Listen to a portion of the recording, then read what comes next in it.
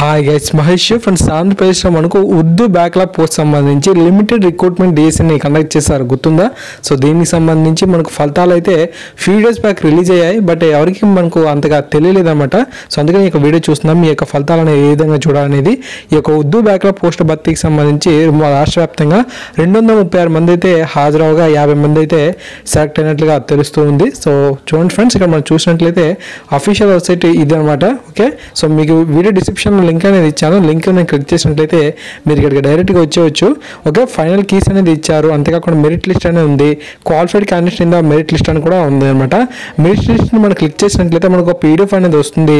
ఆ పీడిఎఫ్లో ఎవరైతే సెలెక్ట్ అయ్యారో వారికి సంబంధించి ఫలితాలు అనేవి ఉండడం అయితే జరుగుతుంది అనమాట. ఓకేనా? సో ఈ విధంగా మీరు నేమ్, హాల్ టికెట్ అవన్నీ ఇన్ఫర్మేషన్ కూడా మీరు పరిశీలన అయితే చేయొచ్చు. ఓకే, మీ ఫ్రెండ్స్ కానీ ఎవరైనా ఉంటే దయచేసి తెలియజేయండి. తర్వాత ఎవరైతే క్వాలిఫైడ్ అయిన మెరిట్ లిస్ట్ అభ్యర్థులు ఉన్నారో సో వారికి సంబంధించి కూడా ఇక్కడ ఇన్ఫర్మేషన్ అయితే ఉంది.